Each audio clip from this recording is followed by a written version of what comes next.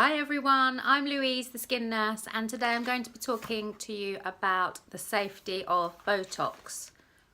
It always surprises me that not very many people actually ask me if Botox is safe or not when they come for their consultation, but I do get messages on social media and online asking me that question, and I know it's definitely Googled very regularly. So I wanted to answer all the questions in this video blog today. So if you have an opinion about Botox injections, then you should watch this video and get the information. Maybe you know it already, or if you ever had Botox injections in the past, then I'm hoping you will already know this information, but it might be worth continuing to watch just to be sure. And finally, if you're considering having Botox anti-wrinkle injections, then this information will be really useful for you. So keep watching. Firstly, all the research suggests that Botox has an outstandingly safe history, and serious complications rarely exist, and common side effects usually subside within an hour or so. And those short-term side effects I'm talking about are things like tenderness at the injection site, swelling, some redness, and potentially you can bruise, which will obviously last a little bit longer than a few hours, but it doesn't always happen, but it's always a possibility. If there's a needle involved, there's a possibility you might bruise. So if I didn't think Botox was safe, I certainly wouldn't have injections myself, and I definitely wouldn't give any injections to my mum. So that's the kind of the rule that I always follow with my cosmetic procedures. If I'm not happy to have them or give them to my mum, then there's no way I'd be injecting them into anybody else's face. So Botox is used for many different health issues, things like excessive sweating. It's used for many different muscle issues, bladder conditions, squinting, and different conditions that people can have with their eyes. It's used for lots of different things in the health industry, but as we know, in cosmetics, it's used to reduce and lessen lines and wrinkles. Tens of millions of Botox injections have been given without any serious complications or negative long-term side effects. So what actually happens in your body when Botox has been injected? Put very simply, Botox blocks the message from the muscle to the brain. So it stops the nerve being able to send the message to contract a muscle. So when we want to contract a muscle, usually our bodies will send a message to the brain, and then the brain will allow the muscle to be contracted. However, Botox comes in and basically blocks that message from being delivered, so the action doesn't take place.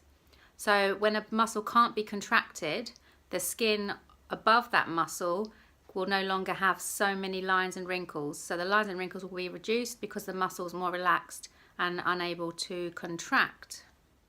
So it's a little bit similar to how a painkiller works. So when we take a painkiller, it blocks the message to our brain that says, ouch, that hurts.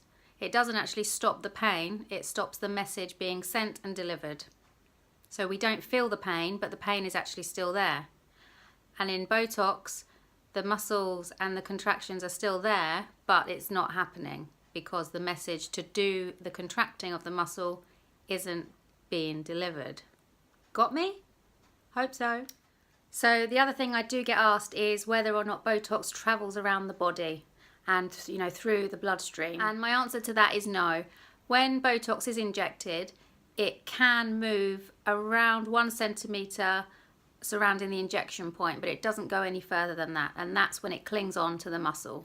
So that's why it's really important to have an injector who knows their facial anatomy, because if they inject Botox into the wrong muscle, then the results might not be very attractive. And generally that's why most people have Botox, because they want to look well and healthy. They don't want to look odd or tired.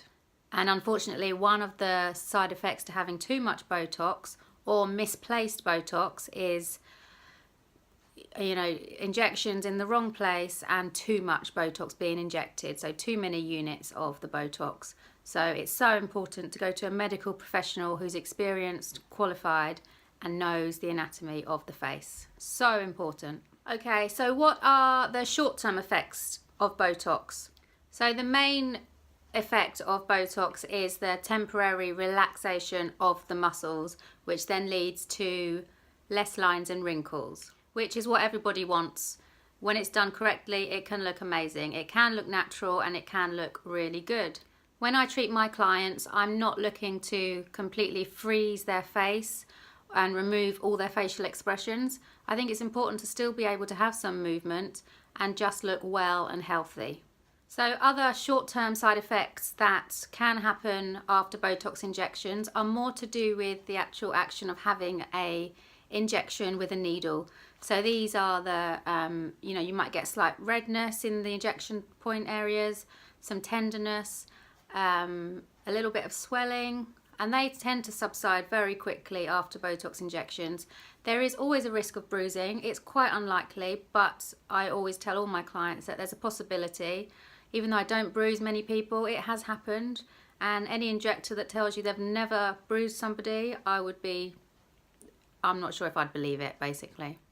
If there's a needle involved, there's always a chance of bruising. That's just a fact. So another risk, I guess, of Botox injections is having an allergic reaction, which is a risk, if you have absolutely anything, come into contact with anything, there's always a risk we could be allergic to it. Luckily, I've never seen anybody react badly to Botox, and I've never heard of anyone having an allergy to it, thank goodness. So that's obviously a risk, but that's a risk that we get with absolutely everything we come into contact with. Okay, so what are the long-term effects of Botox? It's worth remembering that Botox injections are only a temporary solution to reducing lines and wrinkles. So they tend to last between 3 to 5 months, depending on everybody as an individual, the amount of expression they have on their face, the thickness of their muscles, and some lifestyle factors also play a part in how long their Botox treatment will be effective for. So Botox only works short term, and a lot of people describe Botox as being metabolized by the body, and I used to say that myself, to be honest. But I now understand better that Botox doesn't get metabolized. What happens is our body's muscles start to renew and regrow new nerve endings. So that message that we talked about before that doesn't get delivered, it will eventually start being delivered via new junctions and new pathways, which means those muscles will start contracting again, and the lines and wrinkles above on the skin will start to be more apparent like they were before. So I have heard that when people have Botox too regularly and too often, or before they actually need it, so I've got a couple of people that insist on coming back for Botox treatments exactly on 3 months, when I often send them away if they don't need it. But when people do have it done too often, too frequently, they have too much Botox, over a long term, I'm talking sort of 10, 12 years, I have heard that some people do become immune to Botox injections. So this is a real good reason to not start having them too early.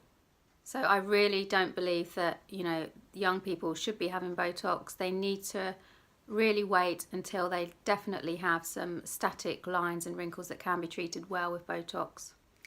Okay, so if Botox is so safe, then why are a lot of people really frightened of Botox and concerned with its side effects? And the answer is Botox is a toxin. It's derived from a bacteria, which doesn't sound very pleasant, does it? And in large doses, without purification, it would be poisonous. This is yet another reason why it's important to only go to a medical professional to have Botox injections. Because in the wrong hands, Botox could be very dangerous. There is a serious and rare condition called botulism, which is actually caused by the same toxin used in Botox. I believe this is where the fear originates from, and, quite frankly, can understand why. However, the amount used in health conditions and in cosmetic anti-wrinkle injections is very, very minimal. The doses used are quite specific, So there is no chance of actual toxic poisoning. Plus, of course, the Botox used has been purified to ensure its cleanliness and safety. So please rest assured that Botox has been rigorously tested and used by millions and millions of people all across the world.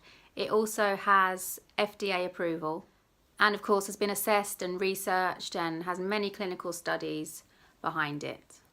Botox is a prescription-only medication, so it should only be handled and prescribed by medical professionals. The biggest safety issue with Botox injections for me is actually to do with who's injecting it. It's paramount that your injector is medically qualified, has had decent training and good experience. You know, they really should know their facial anatomy because things can go wrong otherwise. You need to make sure that you go to somebody who cares about the results you're going to get and not just about the money you're going to give them. Okay, so there you have it. I hope I've reassured you that Botox is indeed safe when given as a cosmetic treatment, as long as it's under the guidance and, you know, experience of a medical professional. Don't take any risks with who you let inject your face, please. It's really, really not worth it. The thing to remember is that with any injection, Botox or not, there will always be risks involved. Just like when we take any medication, there are risks. There's always risks. If you've got any questions or comments for me, do let me know. I'd love to hear from you. And look out for a blog coming up from me where I will give you all the information you need before you choose a practitioner to inject the Botox. So all the questions you need to ask and all the answers you need to get before you go ahead. So look out for that. Okay, bye-bye.